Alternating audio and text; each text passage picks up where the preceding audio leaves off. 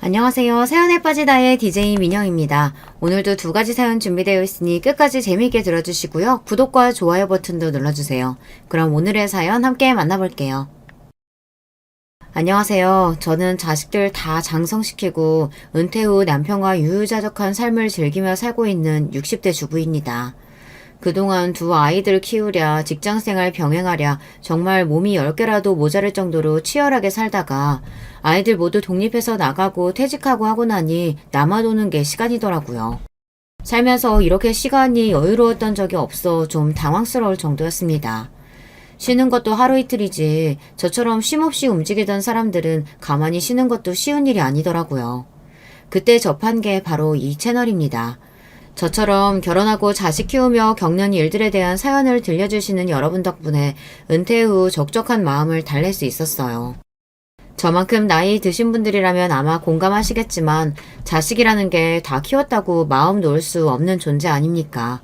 특히 자녀의 결혼이라는 큰 행사를 치르면서 아이를 직장에 들여보내기 전까지 한시도 긴장을 늦출 수가 없더라고요. 큰 아이인 아들 녀석 장가 보낼 때도 그랬지만 그보다 작은 녀석인 딸아이 결혼 문제로 속 썩을 일이 많았던 저로서는 정말 가슴 졸일 일이 많았더랍니다. 결혼식장에서 도대체 이게 무슨 짓이야? 애는 어디 가고 댁만 나와서 이 게임판을 치는 거야? 남의 집 귀한 딸 못살게 들들 볶을 땐 언제고 이제 와서 댁이 뭐라고 내 딸을 찾아? 내가 당신같이 천박한 인간한테 내 딸 보낼 것 같아? 살면서 겪어온 일이 결코 적지 않다고 자부합니다만 단연코 전할 만큼 제 인생에서 크게 화를 내본 적이 없습니다. 바로 딸의 결혼식 날이었죠. 마냥 행복하기만 해야 할 그날 한때 사돈이 되리라 생각했던 여자를 쥐잡듯 잡은 제 사연 한번 들어보시겠어요? 제 아이들은 아이들 어렸을 때부터 제가 직장 생활을 해서 그런지 찰나기 시작하면서부터 엄마 손 거의 안 타고 자기 할 일 척척 해내는 독립적인 성향으로 자라났습니다. 엄마 입장으로서는 참 대견하기도 하고 다른 집 전업주부 엄마에 비하면 항상 해준 것이 모자란 것 같아 안쓰럽고 미안하기도 해요. 아들 녀석은 대학 입학하면서 바로 학교 근처에 자취를 시작해 독립해 나갔고요. 2살 터울인 딸아이 역시 대학 입학을 앞두고 독립하고 싶다는 의사를 밝혀왔습니다. 두 녀석 모두 독립심이 너무 강해서 예상하지 못한 일은 아니었으나 아무래도 세상의 험한 꼴을 너무 보고 살아온 나이든 엄마이다 보니 아들 독립시킬 때랑 딸아이 보낼 때랑 마음가짐이 좀 다르더라고요. 걱정이 많은 저를 보고 저희 딸은 그저 이렇게 말했습니다. 엄마 입장에서야 걱정하는 거야 알지만 솔직히 집에서 다니나 독립해서 학교 다니나 각자 바빠서 얼굴 보기 어려운 건 마찬가지인데 뭐가 그렇게 다른지 잘 모르겠어. 엄마 입장에서 할 말이 없더라고요. 딸아이 말이 틀린 게 없었거든요. 남편도 은근히 저를 부추겨 딸아이 독립을 말리고 싶은 눈치였으나 평소 신경을 많이 못 써준 대신에 아이들 의사를 더 존중해주려 노력했던 것이 저희 부부 교육관이었으므로 결국 딸아이 독립을 허락할 수밖에 없었습니다. 딸아이 말 맞다나 각자 사는 게 바빠서 그런지 아이들 독립시키고는 작정하고 불러 모으지 않는 이상 시간 맞춰 다 같이 얼굴 한번 보는 것도 쉽지 않더라고요. 아직 퇴직 전이어서 여전히 바쁘긴 하지만 두 아이 다 떠난 집에 퇴근할 때마다 괜히 마음이 휑한 기분이었습니다. 어쩐지 내 작은 아이들이 이제는 너무 멀어진 것 같은 기분이 들었죠. 아들 녀석이 직장 잡고 생활이 안정되면서 결혼 의사를 밝혀오자 정말로 내 아이들이 우리 둥지를 떠난 것이 실감이 났습니다. 만나는 사람이 있다는 건 알고 있었지만 아들이나 딸이나 본인들 연애 이야기를 주절주절 늘어놓는 편이 아니어서 상대방에 대해 아는 것이 많지는 않았습니다. 하지만 요새는 자식 결혼시키면 남이라고 생각하고 사는 게 속 편하다면서요. 괜히 가깝게 지내보겠다고 이것저것 간섭하다가는 며느리 사위 미움 사서 자식들까지 척지게 되는 경우가 다반사라고요. 저 역시 주워들은 건 있어서 아들 개혼 때 딸 같은 며느리니 하는 제 입장만 생각하는 소리 말고 쿨한 시어머니로 살자 다짐했죠. 그래서 딸아이가 결혼하겠다고 했을 때도 아들 때처럼 아이들을 위해 일정한 거리를 두자고 생각했어요. 처음 아들 결혼할 때 그런 다짐을 했을 때는 내심 섭섭한 마음이 없지 않았는데 막상 그렇게 살아보니 나쁘지 않았습니다. 최대한 담백한 고부 관계를 유지하려고 노력했더니 오히려 그게 며느리 경계심을 풀게 하는데 도움이 되었던 모양인지 고맙게도 먼저 살갑게 다가와주는 며느리 덕에 결혼 전보다도 아들 얼굴을 더 자주 볼 수 있게 되었죠. 아무래도 딸은 더하겠죠. 요새 인식이 많이 바뀌었다지만 그래도 며느리와 사이 대하는 건 차이가 있을 수밖에 없으니까요. 평소 똑부러진 아이이니 맹탕인 놈을 데려올 거라고 생각하지 않았기에 딸아이 결혼 문제는 전적으로 딸과 예비 사이의 의사를 따르리라 생각했습니다. 늘 자기 일을 알아서 척척 해왔던 딸에게도 결혼이란 쉽지 않은 문제인 모양이었어요. 좀처럼 먼저 도움을 요청하는 일이 없는 아이인데 결혼 준비하면서 저한테 먼저 이것저것 물어오는 일이 많더라고요. 딸아이는 바쁜 엄마 귀찮은 일 늘리는 것 같다며 미안했지만 정작 저는 신이 났습니다. 손갈 일이 적었던 아이한테 비로소 엄마로서 도움이 되는 것 같아 기뻤죠. 그런 저를 보고 딸아이도 생각이 많아진 것 같았습니다. 내 딴에는 엄마 늘 바쁘시니까 내가 다 알아서 하는 게 엄마 돕는 건 줄 알았는데 지금 와서 생각해보면 내가 엄마한테 너무 무심했다 싶어. 다른 집 딸들은 엄마한테 그렇게 살갑게 군다고 하던데 나야 애교도 없고 엄마한테 먼저 살갑게 군 적도 없는 것 같고 시집 간다고 생각하니까 엄마랑 해본 게 너무 없어서 미안하더라고. 미안해도 엄마가 미안해야지. 엄마가 바쁘다는 핑계로 민영이한테 신경을 너무 못 써줘서 엄마가 항상 미안해. 그러니까 엄마 귀찮게 군다고 생각하지 말고 필요한 거 있으면 엄마한테 다 해달라고 해. 우리 딸은 충분히 그럴 자격 있어. 멋쩍게 웃는 딸아이를 보며 그동안 의도치 않게 딸과 서먹했던 감정이 사르르 풀리는 듯 했습니다. 결혼을 앞두고 딸도 얼마나 생각이 많았겠어요. 심란할 일도 많고 신경 쓸 일도 많고 그럴 때마다 저를 의지해주는 것 같아서 뿌듯했습니다. 양가 상견례를 통해 딸아이 시부모님이 되실 분들을 처음 만나는 날은 저도 답지 않게 긴장이 많이 되더라고요. 이미 아들을 결혼시킨 바 있지만 제가 시부모가 되는 입장이랑 딸아이 시부모가 될 분들을 만나는 입장은 다르더라고요. 이러니 저러니 해도 아직까지는 처가보다는 시댁 입김이 센 편이잖아요. 우리 딸 한 번 더 예쁘게 봐주십사 하는 마음에 예비 사돈에게 잘 보이고 싶은 마음도 더 컸고요. 아이 시아버지가 되실 분은 성격이 점잖으신 것 같았습니다. 저희 말에 호의적으로 호응하긴 했지만 원래 말수 자체가 많은 분은 아니신 것 같았어요. 말수가 많은 쪽은 아이 시어머니 될 분이셨죠. 우리 형우는 외동이라 이번 결혼이 저희 집은 처음이자 마지막 결혼식이 되겠죠. 그러다 보니 제가 자식 결혼에 대해서 이것저것 기대치가 많은 편이에요. 이왕이면 남 부끄럽지 않게 결혼식 치려서 잘 보내고 싶기도 하고요. 뭐 그 마음이야 이해합니다만 그래도 상견례에서 시어머니 될 사람이 결혼에 대한 기대치가 많다고 대놓고 말하는 건 상대 부모 입장에선 참 부담스러운 일입니다. 뭘 어떻게 기대한다는 건진 모르겠으나 저희 쪽에 어지간히 요구하는 바가 많겠다 싶어 심장이 덜컥 내려앉는 기분이더라고요. 아이를 먼저 들여보내고 남편과 돌아오는 차 안에서 불길한 마음이 가시질 않았습니다. 상견례 내내 조잘조잘 떠드는 예비 안사돈 때문에 정신이 하나도 없었어요. 덕분에 처음 뵙는 사돈 내외라고 어색할 겨루는 없었습니다만 아무래도 딸 시집 보낼 때 가장 신경 쓰이는 자리가 시어머니 자리이다 보니 여러 가지 생각이 안 들 수가 없었습니다. 잠깐 본 것만으로 평가하는 게 경솔할 수는 있으나 상견례 자리에서까지 나서는 걸 좋아하던 예비 안사돈을 보니 그 기세에 저희 딸이 눌리지는 않을까 걱정도 됐고요. 한마디로 예비 안사돈의 첫인상은 어떤 모임에서든 자기가 가장 주목받는 사람이 되어야 하는 사람처럼 보였습니다. 그날의 주인공인 딸과 예비 사이에 대한 말보다 처음 보던 예비 안사돈의 신변잡기에 대해 귀가 따갑도록 듣고 나오다 보니 자연스레 그런 생각이 들더라고요. 여보, 안사돈 되실 분 말이야. 하나뿐인 아들 개운이라고 어지간히 기대하시는 게 많은 것 같던데 괜찮을까? 우리 다 아들 장가 보내봤지만 보통 신랑 쪽에서 결혼식 가지고 그런 경우는 드물잖아. 시어머니 자리는 되도록 무난한 사람이 좋은데 너무 별난 거 아닌가 싶기도 하고. 사람 한 번 보고 알 수가 있나. 차차 두고 보면 알게 되겠지. 평소 언사에 신중한 남편 입에서 저 정도 발언이면 남편 역시 저와 생각이 크게 다르지 않다는 거였습니다. 어찌되었든 첫인상이 그리 좋지 않다는 건 인정한 거나 다름없으니까요. 부디 짤자식 시집 보내는 부모의 괜한 기우이길 바랬죠. 상견례 치르고 얼마 지나지 않은 주말 오랜만에 딸아이가 본가에 들렸습니다. 결혼 준비하느라 생각할 것들이 많아 그런지 며칠 새 수척해진 모습에 마음이 안 좋았어요. 이것저것 음식을 앞에 밀어줘도 좀처럼 잘 먹지 못하던 딸이 입을 열었습니다. 엄마, 오빠 결혼할 때 새언니가 예단을 해왔었나? 예단이라고까지 하기는 좀 과하고 그래도 엄마 아빠랑 너 결혼식에 참석할 때 옷에 입으라고 봉투는 보냈지. 너희 오빠 결혼할 때 엄마 아빠한테 거의 손 안 벌리고 둘이서 신혼집이면 혼수면 한다고 하길래 우리도 우리한테 따로 돈 쓸 거 없다고 얘기했는데 그래도 그냥 넘어가긴 그랬는지 네 새언니가 준비를 했더라고.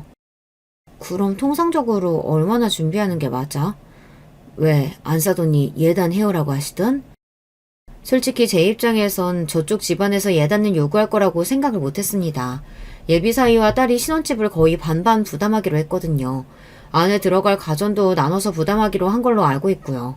보통 예단 요구하는 건 신랑 측에서 신혼집을 해오거나 하다못해 전세금이라도 책임지는 경우에 하지 않나요? 사실상 딸아이의 결혼은 반반 결혼이라고 해도 과언이 아니었습니다. 예비사위가 자기 본가에서 금전적 도움을 받기로 했는지까지는 아직 들은 바 없었으나 딸아이는 결혼하겠다는 의사를 밝힐 때부터 자기가 차곡차곡 저축한 돈으로 작게나마 본인들 힘으로 시작하고 싶다고 이미 못을 박았습니다. 그런 경우에는 보통 양가 집안 모두 그 이상의 부담을 주지 않으려고 예단을 비롯한 다른 것들은 생략하는 경우가 많죠. 저 또한 당연히 그렇게 생각하고 있었고요. 그건 딸아이도 역시 마찬가지였는지 제 예비 시모의 요구에 혼란스러운 기색이 역력했습니다. 옛날이야 이불이며 살림살이 직접 마련하는 게 예단이었다지만 요새는 그렇게 하는 사람은 드물고 거의 돈봉투라고 봐야지. 엄마도 오빠 결혼 때 딱히 예단비 받지는 않아서 자세히는 몰라도 엄마 친구들 얘기 들어보니까 보통 신랑 쪽에서 집해오면 그 10분의 1선에서 예단비 받는 게 일반적이라고 하긴 하더라. 왜? 안사돈께서 따로 요구하신 예단 목록이 있어? 차라리 대놓고 그런 거라도 주시면 내가 감이라도 좀 잡겠는데 딱히 그런 건 없더라고. 그래도 우리 집안 개혼인데 집안 어르신들한테 기본적인 대접은 해야 하지 않겠느냐고 말씀만 하셔서 그게 어느 정도 수준인지 모르겠어서 난감하네. 그러게 그건 요구하는 쪽에서 어느 정도 선을 얘기해 주는 게 편한데 그런데 그런 거 일일이 말하는 건 민망스럽게 생각하시는 분들도 많긴 하거든. 엄마랑 생각을 좀 해보자.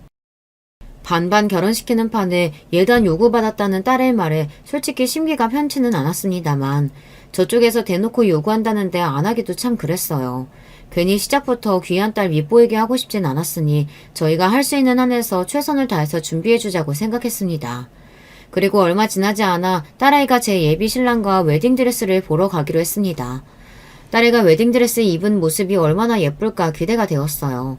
그러나 웨딩샵에 두 사람을 따라갈 생각은 하지 않았습니다. 처음 웨딩드레스 입은 모습을 확인하는 건 아무래도 단둘이 있는 게 좋잖아요. 저희 딸 성격이 그런 로망 챙길 만한 성격은 아니었으나 그래도 평생에 한 번 하는 결혼인데 남들 하는 로망은 다 이뤄봤으면 했습니다. 그리고 그런 자리에 부모가 따라가는 것도 좀 주책 맞죠. 여러 번 입어보고 결정하기 어려워 조언을 구하면 또 몰라도 그런 자리에는 나이든 부모보다는 친구들과 함께 가는 게 일반적이기도 하고요.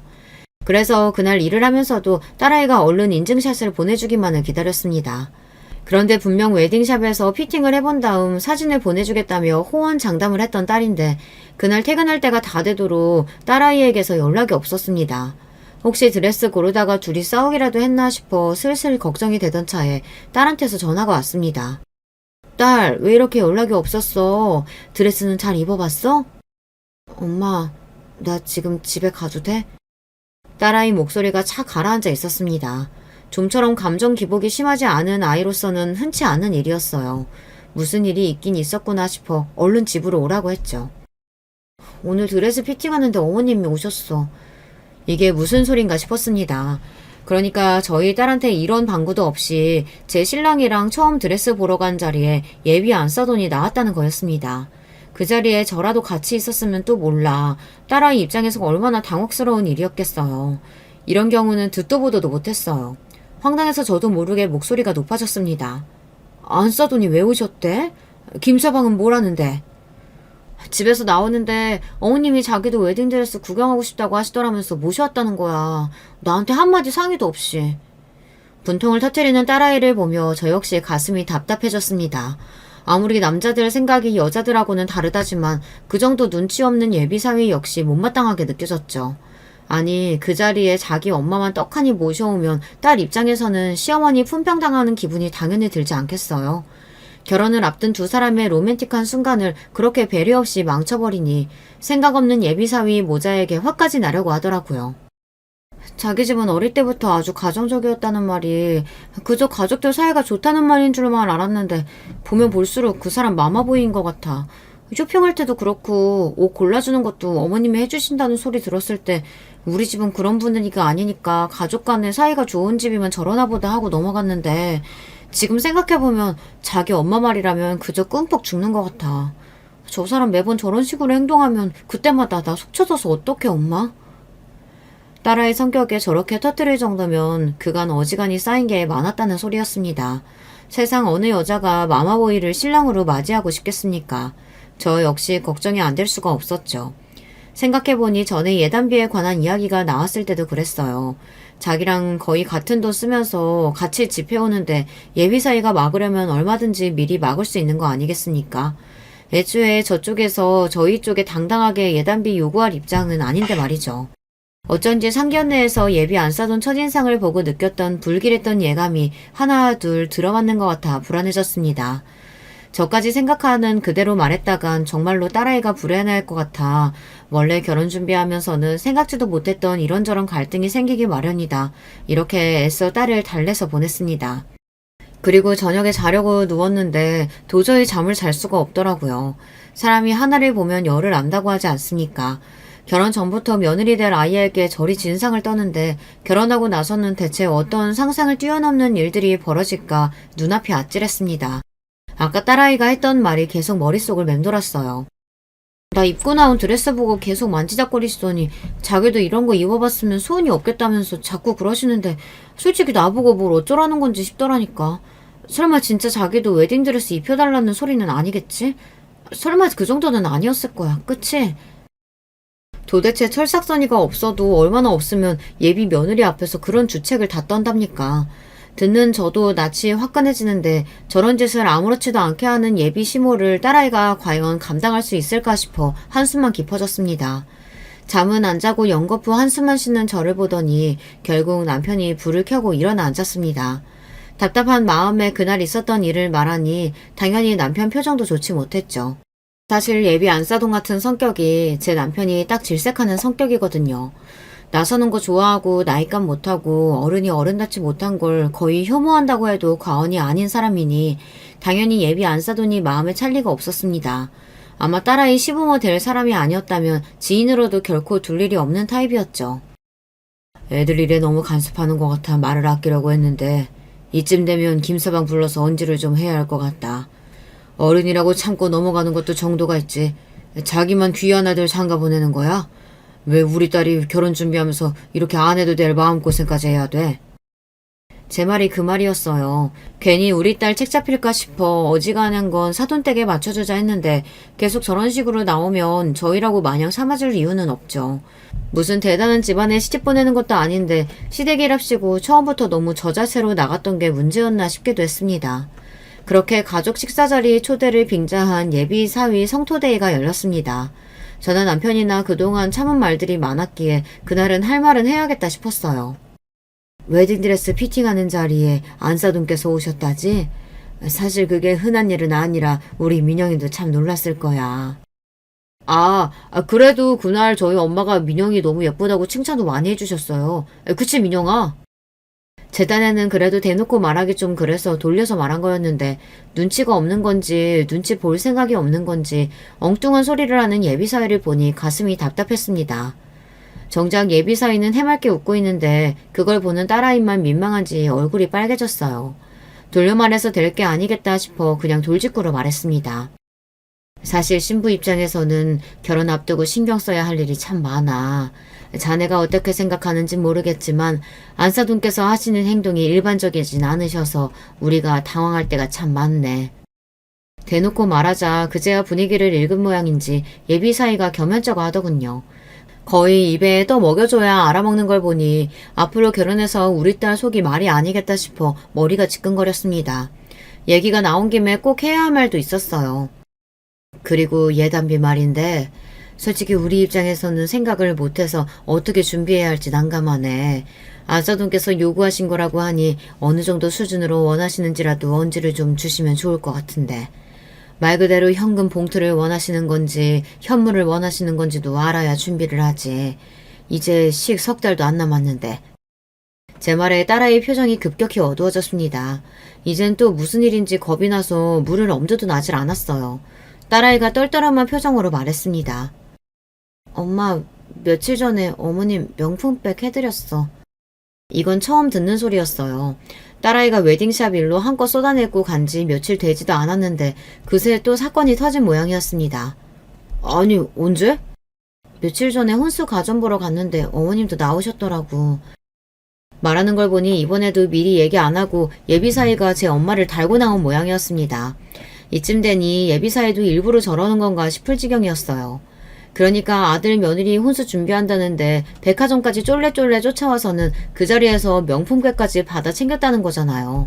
뭐 그렇게 대단하게 내세울 거 있는 아들이라고 아들 팔아 한미천 잡기라도 할 심산이랍니까? 저도 모르게 소리쳤습니다. 그런데도 또 예단비를 요구하신다고? 제가 대놓고 말하니 예비사위가 민망해 하더라고요. 제 어미가 내 딸한테 명품백 받아 챙길 때도 저렇게 민망해했을까 싶어 기가 막혔습니다.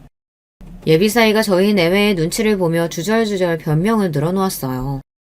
저희 엄마가 저희 집은 자식이라곤 저 하나뿐이니까 한번 하는 거 제대로 갖춰서 해야 한다고, 안 그러면 집안 어른들한테 두고두고 욕먹는다고 하셔서요. 금액이 부담되시는 거면 저도 몰래 보탤게요. 너무 노여워 마시고 너그러이 이해해 주세요. 말끝마다 저희 엄마 아주 마마보이가 따로 없었습니다. 본인이 결혼 당사자 아닙니까? 자기는 자아가 없답니까? 이건 효자가 아니라 자기 어머니한테서 정서적으로 독립을 못한 것 같았습니다. 그리고 저희가 돈 한 푼 아쉬워 이런답니까? 애초에 서로 꿀릴 것 없이 동등한 입장에서 비슷한 금액 부담하며 하는 결혼에 요구하는 게 과하다는 게 문제인 거 아니에요. 제 어머니 잘못이 뭔지조차 제대로 이해하지 못하면서 저희 부부 자존심까지 긁는 발언을 했다는 건 생각하지도 못하는 것 같았습니다. 저 못 믿어온 인사에게 정말 저희 딸을 보내도 되는 건지 심히 걱정이 되었습니다. 연애할 때는 저 정도는 아니었는데 결혼 준비하니까 사사건건 자기 엄마가 어쨌다 저쨌다. 나도 당황했어. 예비사위를 먼저 보내고 급격히 어두워진 저희 부부 낯빛을 보고 딸아이가 눈치를 보며 기어들어가는 목소리로 말했습니다. 자기도 민망했겠죠. 저희 보기도 창피했을 거고요. 하고 싶은 말이야 굽이굽이 펼치면 해남 땅끝마을까지도 가겠으나 가장 속상할 게 딸아이였으니 쉽게 입을 떼기도 어렵더군요. 부디 자기 어머니 말 듣는 만큼 결혼해서 자기 아내 말도 잘 듣기를 바랬죠. 그러는 와중에 시간은 속절없이 흘러갔습니다. 벌써 결혼식이 한 달 앞으로 성큼 다가왔습니다. 그런데 이상한 점이 있었어요. 너희 시어머니 아직도 예단비 받는 날 미루시겠다니? 좀 천천히 하시자 하네. 아니 이제 결혼도 한 달도 안 남았는데 왜? 애초에 예단비 요구는 그쪽이 먼저 해놓고서는. 예비 안사돈이 예단비 받는 날을 차일피일 미루고 있었습니다. 보통 예단비 보내는 기간은 통상적으로 2달에서 늦어도 한 달 전까지는 보낸다고 들었거든요. 예단비라는 게 시댁 어른들 결혼식 때 입을 옷이며 한복 같은 걸 준비해야 하니 통상적으로 그 정도 시간 여유는 두는 게 맞다고 알고 있어요. 그런데도 예비 안사돈 쪽에서 날짜 조정을 좀 하자며 예단비 드리는 날을 미루고 있다는 거예요. 애초에 예단비 준비하는 일로도 속 썩이더니 이제 그거 전달하는 일까지도 속을 썩이나 싶어 가뜩이나 마음이 차지 않았던 예비 안사돈이 더욱 못마땅하게 느껴졌습니다. 혹시 그동안 따로 언질하신 건 없으셨어? 아무 이유 없이 저러는 건 아닐 거 아냐. 뭐 그 속을 내가 어찌 알겠어. 거의 돛 닦는 보살처럼 말하는 딸아이였습니다. 결혼 준비라는 게 누구에게나 녹록하지는 않은 일입니다만 유난히 결혼 준비를 힘들어하는 딸아이를 보니 저 모르는 데서 다른 마음고생을 하고 있는 건 아닌가 의심스러웠어요. 예비사위나 예비 안사돈 하는 꼴을 보면 충분히 가능성 있는 이야기였습니다. 하지만 한두 번도 아니고 저희 앞에서 면이 서지 않을 만한 일을 몇 번 겪다 보니 그나마 열렸던 딸아이 마음도 많이 다친 것 같았습니다. 민영아, 무슨 일 있으면 다른 생각할 거 없이 그냥 엄마한테 말하면 돼. 엄마한테 못할 말이 어딨어. 무슨 말을 해도 괜찮으니까 혼자 끙끙 앓지 말고 꼭 엄마한테 말해. 알았지? 대답은 않고 고개만 주걱거리는 딸아이를 보는 저 역시 근심이 가득했으나 그럼에도 결혼을 강행하는 딸아이를 믿어주는 것 외에 별다르게 할 수 있는 일이 없었습니다. 그렇게 결혼식을 겨우 보름 남겨두고서야 예비 사돈댁에 예단비를 보냈습니다. 기성복이면 모를까 하는 얘기를 들어보니 맞춤옷을 주문할 모양이던데 시간이 빠듯했습니다. 아무리 예단비 보내는 게 양가 협의어야 하는 일이라 시댁에서 원하는 예단 받는 시기를 맞춰준다곤 하지만 별의별 걸로 다 줄다리기를 한다 싶어 피곤했어요. 뭐 그 속내를 아주 모를 것 같진 않았습니다.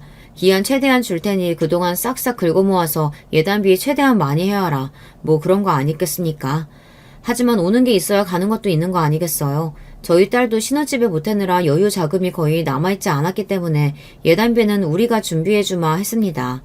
정작 저희가 사돈 쪽에서 따로 받은 건 없었지만요. 저희가 준비한 예단비는 1,000,000원이었습니다. 그 정도면 사위 내외 결혼식 양복과 한복 새로 맞추고도 가까운 친척들 옷 한 벌씩 해드리는데 부족하지 않으리라 생각했어요. 그런데 예단비를 보내놓고도 잘 받았던 안부 인사 전화 한 통이 안 오더라고요. 속으로 괘씸했지만 이제 정말 결혼식이 며칠 남지 않았기에 긁어부스럼 만들지 않으려고 성질을 누르고 또 눌렀습니다. 그렇게 드디어 결혼식이 바로 하루 전으로 다가왔어요. 우리 딸이 내일이면 정말로 결혼을 하는구나 하는 생각에 종일 마음이 싱숭생숭하더라고요. 딸아이와 함께 마지막으로 같이 피부관리와 마사지를 받기로 약속이 되어 기다리고 있는데 아이가 좀 늦더라고요. 어디까지 왔나 전화를 걸었더니 받지 않길래 운전 중이가 있습니다. 그러고 한 10분쯤 지났을까 딸아이한테서 전화가 왔습니다. 그래, 어디쯤 왔어? 엄마... 딸아이 목소리에 울음기가 잔뜩 서려 있었어요. 또 무슨 일인가 싶어 심장이 덜컥 내려앉았습니다. 민영아, 왜 그래? 무슨 일이야? 대답은 않고 엉엉 울기만 하는 딸아이 때문에 속이 시커멓게 타들어갔습니다. 아주 어릴 때가 아니고는 머리 좀 크고 나서는 좀처럼 우는 일이 없는 아이였어요. 무슨 사달이 나도 단단히 났구나 싶었습니다. 어머님이 예단비 적다면서 날 때렸어. 순식간에 피가 거꾸로 솟는 것 같았습니다. 그 미친 여편네가 기어이 내 딸을 건드렸다고 생각하니 당장에 요절을 내버리고 싶었습니다. 하지만 아이가 어지간히 놀란 모양인지 호흡까지 불안정하게 들렸습니다. 너 지금 어디야? 엄마가 갈게, 응? 그렇게 마사지샵 예약을 취소하고 딸이 있는 곳으로 달려갔어요. 딸아이 얼굴을 확인하고는 놀라 자빠질 뻔했습니다. 내일이면 세상에서 가장 어여쁜 신부가 되어 있어야 할 소중한 제 딸아이 얼굴은 맞은 쪽만 쳐다보면 누구인지 알아보기도 힘들 정도로 한쪽 뺨이 시뻘겋게 퉁퉁 부어 있었어요. 벌렁대는 심장을 겨우 진정시키고 달려가 딸아이를 꼭 안아주었습니다. 엄마. 어린아이처럼 엉엉 우는 딸아이를 품에 보듬고 감히 내 딸을 건드린 그 미친 여자를 절대 가만두지 않으리라 이를 부득부득 갈았습니다. 결혼 준비하는 내내 내 딸 마음고생을 그리 시키더니 감히 손찌검까지 해요. 이 옆에 애가 살기를 포기한 모양이다 생각했어요. 감히 누구에게 손을 댑니까? 뭐 예단비가 적어? 제 아들놈 뭐 내세울 거 있다고 신혼집 하나 제대로 못 해와서 내 딸 쌈짓돈까지 다 끌어다 쓴 주제에 어딜 선박하게 돈 타령하면서 남의 집 귀한 딸을 이렇게 함부로 대합니까? 한참을 끌어안고 토닥거려도 좀처럼 딸아이 눈물이 멈추질 않았어요. 그동안 얼마나 쌓인 게 많았으면 그렇게 눈물 없는 아이가 온몸에 물이 다 빠져나올 것처럼 우는 건지. 내 아이가 가여워 저도 눈물이 났습니다. 그렇게 한참 시간이 더 흐르고 결국 아이가 진정했어요. 그러고는 그날 사건의 전말에 대해 말해주기 시작했습니다. 사실 나 웨딩드레스 보러 간 날부터 내 드레스 탐내시더니 나 만날 때마다 본인 한복 골라달라고 하시면서 사진을 찍어 보내주시는데 난 세상에 그렇게 생긴 한복이 있는 줄도 몰랐어. 딸이 얘기한 한복은 말이 한복이지 한복인지 드레스인지 짬뽕이 되어서 국적도 알 수 없는 소위 선녀 한복이라 불리는 의상이었습니다. 순간 예전에 이른 나이에 자식 시집 보낸 친구가 열을 올리며 했던 이야기가 떠올랐죠. 내가 진짜 세상 남사스러워서 시험이라는 옆에 애가 옷도 어디서 그렇게 요란하고 천박한 걸 구해야 하는지 글쎄 그 여자가 신부인 우리 딸보다 더 튀더라니까. 아들 가진 유세 떤다고 며느리 질투하는 시애미들도 있단 소리 들었어도 그게 내 딸 시어미일 거라고는 상상이나 했겠니 내가? 친한 친구 딸 결혼식이었으니 저도 참석을 했었거든요. 친구 말 맞다나 계량양복 드레스처럼 생긴 요상한 옷을 입고 하객을 맞이하는 신랑 측 어머니를 처음 보고 저도 속으로 뜨악했던 기억이 납니다. 그러니까 우리의 예비 시모가 예단비로 구입하려고 했다는 한복이 바로 그런 한복이었다는 겁니다. 아니, 누구 망신을 시키려고 작정을 했나. 결혼식의 꽃은 누가 뭐래도 신부 아닙니까? 인생에 단 하루 있는 결혼식의 주인공인 신부보다 본인이 더 주목받고 싶어서 근본 없는 옷을 사겠다고 예단빔이 뭐니 하면서 사람을 이 지경으로 만들었다는 겁니까? 세상에 뭐 그런 인간이 다 있나요? 푼스떼기도 그런 푼스떼기가 없다. 한참 어린 예비 며느리 앞에 두고 경쟁이라도 하겠다는 거야? 그깟 거 뭐 얼마나 한다고 1,000만 원씩이나 보낸 예단비가 적다고 내 딸을 감히 이 꼴로 만들어? 분개해서 흥분을 감추지 못하는 저를 보며 딸아이가 대답했습니다. 그거 비싸. 그러더니 제 휴대폰을 켜서 사진첩을 저한테 보여주더라고요. 세상에나 딸아이 사진첩에는 온갖 형형색색의 요란한 한복 드레스를 입고 입이 귀에 걸린 예비 안 사돈 사진이 그득했습니다. 그러니까 이 철딱선이 없는 여편네가 유명하다는 한복 드레스샵이란 샵에는 다 들어가며 자기가 입고 싶은 옷을 일일이 찍어 딸에게 보낸 겁니다. 나는 이 정도 수준의 옷은 입어야겠으니 그에 맞춰서 예단비 준비하라는 압박이나 마찬가지였죠. 애초에 예단비 요구했을 때부터 진상이라는 생각을 속으로 하기는 했으나 이건 정말이지 제 상식으로는 상상을 초월한 짓거리였어요. 제가 그 사진들을 보고 입을 떡 벌리고 말을 잇지 못하자 딸아이가 말을 이었습니다. 거기 가게들 다 맞춤 제작만 하는 고급샷들이야. 거기 입고 찍은 한복이 한 벌에 1,000만 원이 훌쩍 넘는데요. 그래서 결국 당신이 입고 싶다는 고급 맞춤 드레스는 못 산 거지. 마지막으로 피팅한다고 나 불러놓고는 갑자기 성질을 빽 내더니 예단비라고 꼴랑 그거 보내냐고 하나 있는 아들 결혼식에 제대로 된 한복도 못 입는다면서 내 뺨을 갑자기 치는 거야.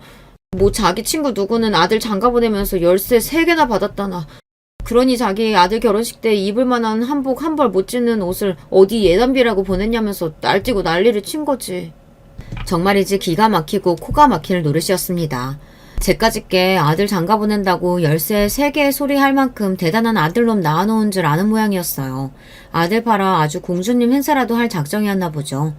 우리 집안과 우리 귀한 딸을 얼마나 우습게 왔으면 이따위 짓을 합니까? 감히 누구한테 손을 대요. 이 꼴을 보고도 그 망할 집구석에 내 아이 보낼 생각은 쌀 한 톨만큼도 없었습니다. 당장의 파혼이었죠. 김서방은 제 어미가 너한테 이따위 짓까지 했다는 거 알아 몰라. 그 인간 바로 옆에 있었어. 딸아이 눈에 배신감이 가득했습니다. 안 봐도 당시 상황이 짐작 갔어요.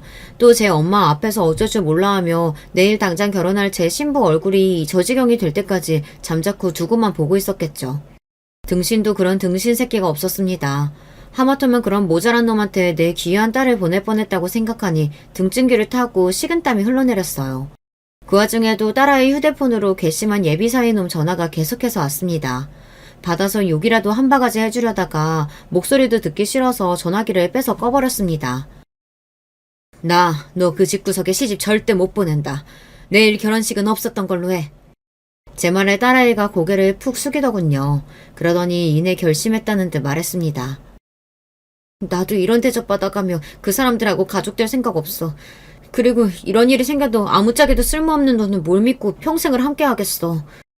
결정을 내리기까지가 쉽지 않아 그렇지 한번 마음먹으면 번복하는 일이 없는 아이였습니다.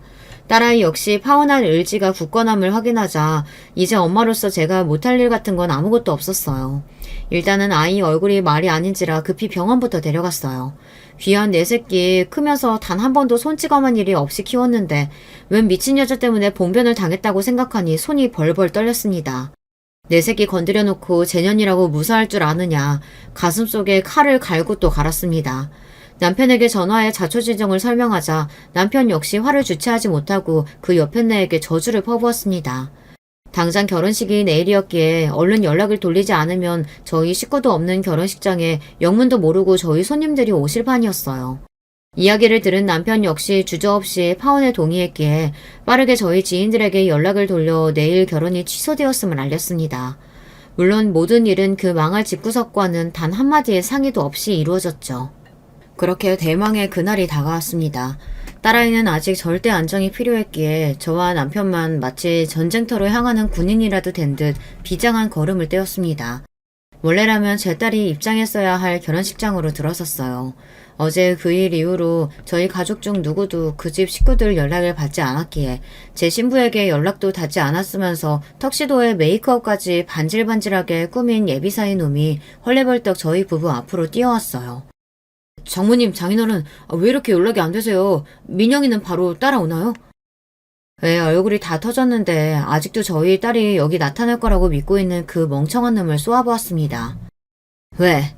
네 어미한테 쥐어 터진 꼴 자랑이라도 하려고? 전혀 없이 차가운 제 말투에 놈이 흠칫했습니다. 감히 내 딸을 그 꼴 당하게 둔 원흉을 당장 머리채라도 잡고 싶었으나 아직 할 일이 남아있었어요. 놈을 무시하고 쌩하니 지나쳐 문제의 그 옆에 내를 찾아갔습니다. 딸아이에게 사진으로 보낸 것만큼은 아니었으나 역시 요란하기 짝이 없는 차림새를 한 여자를 쉽게 찾을 수 있었어요. 꼴이 아주 공작새 저리 갈아였죠. 남의 딸 얼굴을 뭉개놓고 제 지인들이랑 낄낄 쳐웃고 있는 꼴을 보자니 구역질이 올라올 지경이었습니다. 아직도 예단비 문제로 앙금이 남았는지 결혼식 당일 사돈을 보고도 새침하게 고개를 돌리는 꼬라지를 보자 저건 인간이 아니다 싶었습니다. 그 인간이 그러든지 말든지 저는 곧장 결혼식 단상으로 올라가 마이크를 잡았습니다. 오늘 결혼식은 없습니다. 원래대로라면 제가 신부 엄마이지만 저는 이 결혼 파토냈거든요. 제 말에 웅성거리던 식장 안이 한순간에 찬물을 끼얹은 듯 적막만이 가득했습니다. 그나마도 신부 측에는 아무도 안 남아있고 신랑 쪽만 자리가 차 있었죠. 당연한 일입니다. 저희 지인들에게는 이미 연락을 마쳤으니까요. 멀리서 얼굴이 사색이 돼 이쪽으로 쫓아오는 예비사위 놈과 그 옆에 내가 보였어요. 뛸 때마다 산티나는 옷감이 나풀대는 게 아주 볼만하더군요. 저는 지체하지 않고 미리 식장 측에 건넨 영상을 빔 프로젝터로 대문만하게 틀었습니다. 영상이 나오자 개미새끼 한 마리 없는 것처럼 침묵에 잠겼던 식장 안이 다시금 웅성대는 소리로 시끄러워지기 시작했어요. 그건 그 옆에 내가 제 딸에게 집요하게 보냈던 한복 드레스 착용 인증샷들을 엮어 만든 거였어요. 이건 얼마고 이건 얼마네 해가며 예단비를 요구하는 문자 메시지 캡처보는 덤이었죠. 순식간에 하객들 시선이 그 여자한테 꽂혔습니다. 수치심에 그 여자 얼굴이 시뻘겋게 달아오른 게 단상 앞에서도 보일 정도였어요. 하도 정신이 빠진 것처럼 굴길래 세상이 부끄러운 거라고는 모르는 인간인 줄 알았는데 공개적으로 망신을 주니 창피하며 어쩔 줄 몰라 하는 걸 보니 그런 건 아니었던 모양입니다. 영상 재생이 끝나자 마이크를 들고 제가 다시 말을 이었습니다. 파혼 사연은 신혼집이며 혼수 모두 반반으로 해놓고도 초호와 선녀 한복 씌워달라며 저희에게 예단비 요구하고 또 그 예단비가 적다면서 신부인 제 딸을 결혼식 전날 얼굴을 알아보지 못할 정도로 폭행한 저 예비 시애미 때문입니다. 자기 신부가 부당하게 얻어맞는 꼴을 보고도 곁에서 구경만 한 저 신랑이라는 놈 역시 마찬가지고요. 다들 어려운 발걸음 해주셨을 텐데 죄송하지만 그렇다고 귀한 딸 자식 저런 인간 이하의 것들한테 보낼 수야 없는 노릇 아니겠어요? 아무쪼록 이해해 주시길 바랍니다. 그러고는 단상에서 내려와 남편 곁에 섰습니다. 뭘 잘했다고 분한 얼굴로 그 여자가 제 쪽으로 쫓아왔어요. 뒤에서는 신랑 측 하객들이 그런 여자 꼴을 보며 혀를 끌끌 찼죠. 굳이 제가 뭘 더 안 해도 저 여자 못 데쳐먹은 성질머리가 널리 퍼져나갈 일이었습니다. 제게 달려드는 그 옆에 내를 제 남편이 사정없이 패대기 쳤습니다. 우리 귀한 딸 손찌검한 인간인데 그 정도면 양반이었죠. 저는 식장 바닥에 철퍼덕 엎어진 그 여자 면상에다 고소장을 집어 던졌습니다. 저희 딸 폭행에 대한 고소와 파혼에 대한 책임을 묻는 손해배상 청구서였어요. 감히 너 따위 천박한 년이 내 귀한 딸한테 손찌검을 해? 내가 마음 같아서는 이 자리에서 니년 사지를 찢어도 시원치 않아. 감히 우리 애 건드린 대가 똑똑히 치르게 될 테니까 구치소 신세 질 각오해. 고소장을 집어든 여자의 손이 벌벌 떨리더군요. 자기가 벌인 짓에 대한 당연한 대가인데 이 정도도 두려워할 거면서 어떻게 그렇게 인간 말종같이 굴어댔는지 이해가 안 될 지경이었습니다.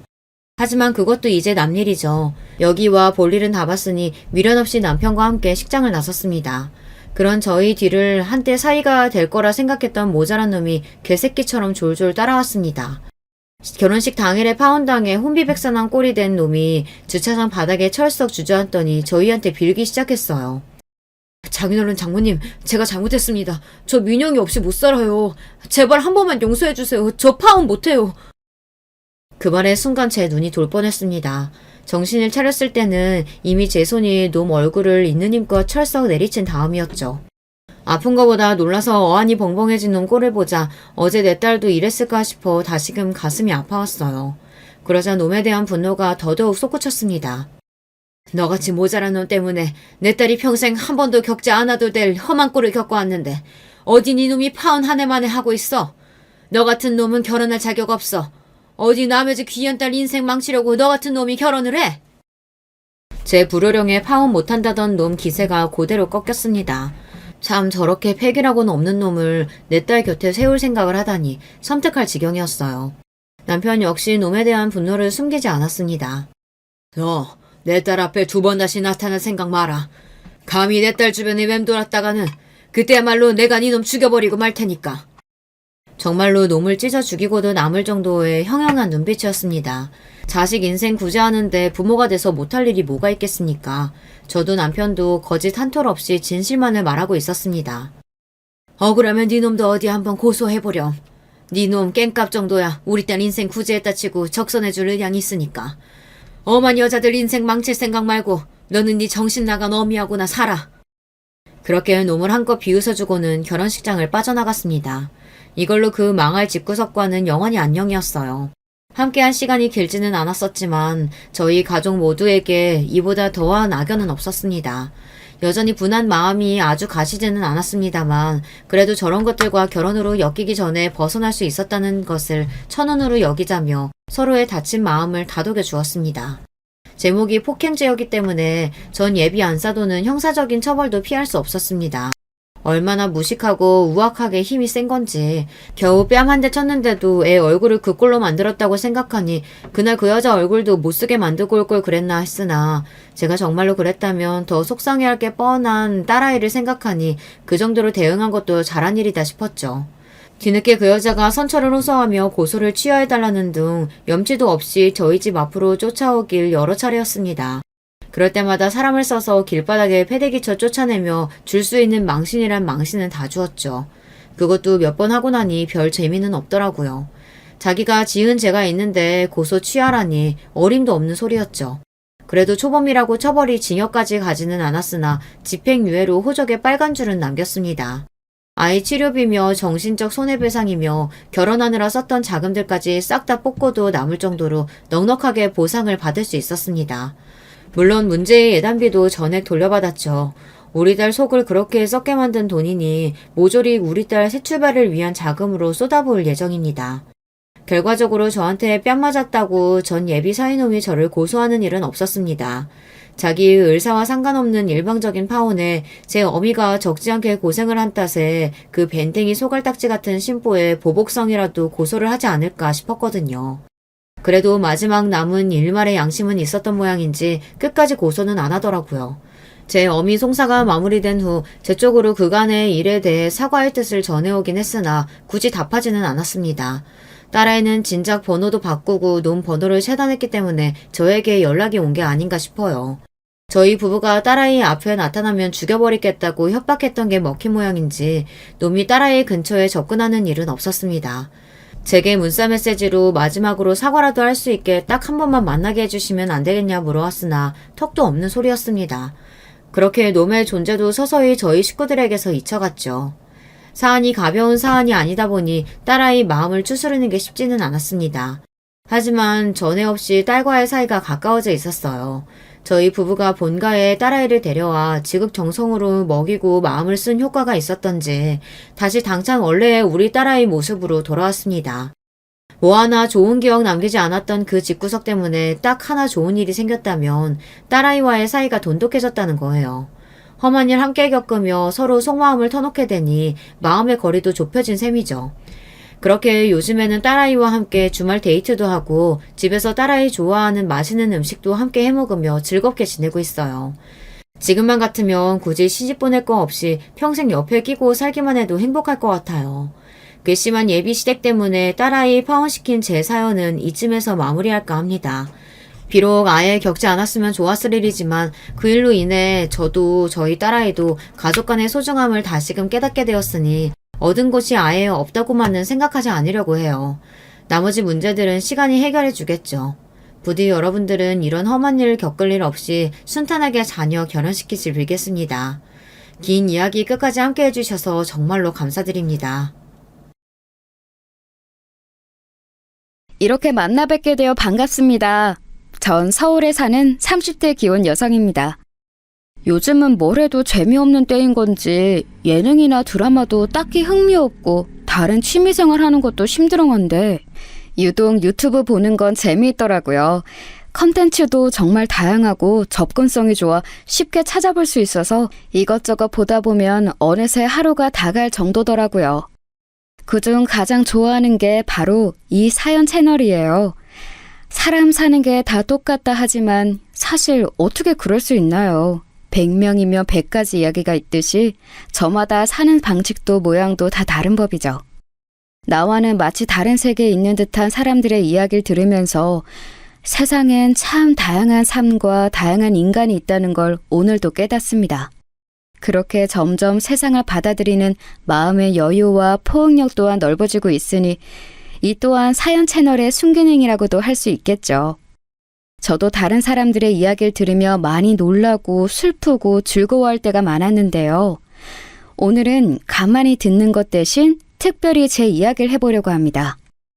아마 이 이야기를 듣는 여러분도 많이 놀라거나 웃으실 수도 있을 거예요. 저는 평범한 가정의 셋째 딸로 태어났습니다. 위로 언니가 2명이나 있으니 세자매인 거죠. 어렸을 땐 언니들과 치고받고 정말 많이 싸웠는데 나이가 들어보니 가족만큼 애틋한 게 없더라고요.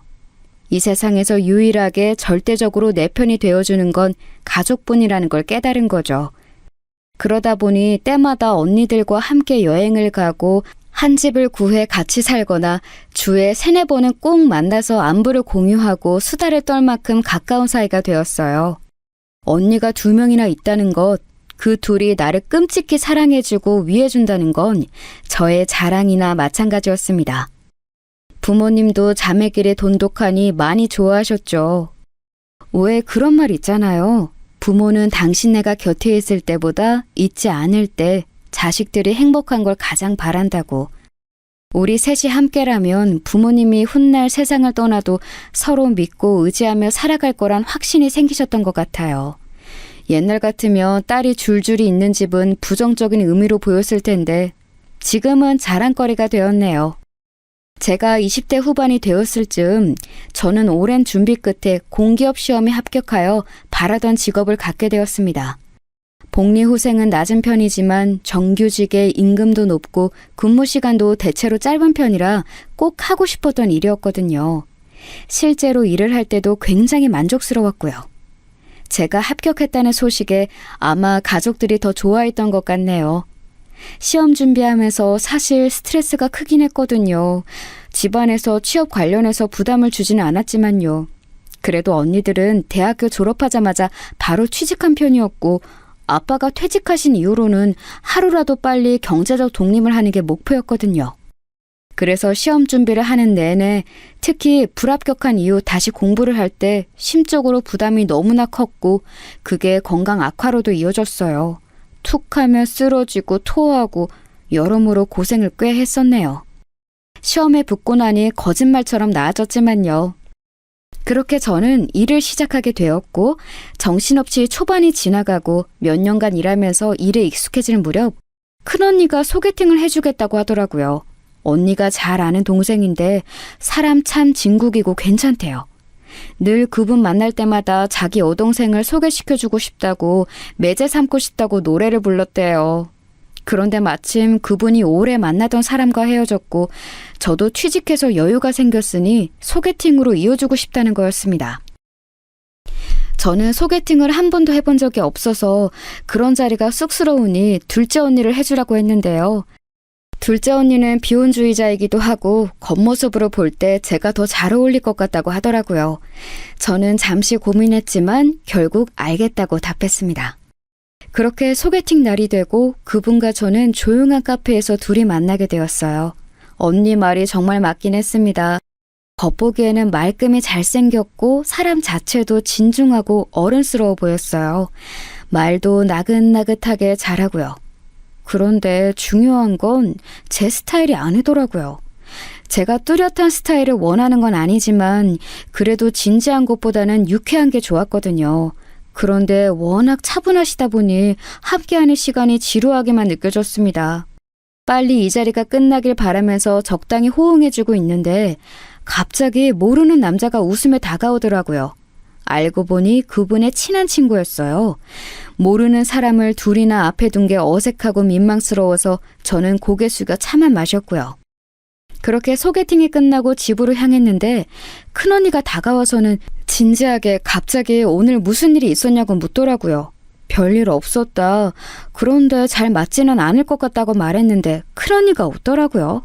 그러면서 하는 말이 그 동생으로부터 전화가 왔는데 저와의 인연을 정중히 거절했다고 하더군요. 그런데 웃긴 건 본인보다 더 잘 맞을 것 같은 사람이 있는데 그 사람을 소개시켜줘도 괜찮겠냐고 물었대요. 웃기지 않나요?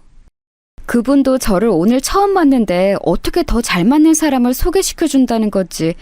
그런데 뒤이어 덧붙이는 말이 아까 중간에 그분에게 다가왔던 그 친구와 맺어주고 싶다 했다는 겁니다. 놀랍기도 했고 뭔가 찜찜하기도 하고 또 얼떨떨했어요.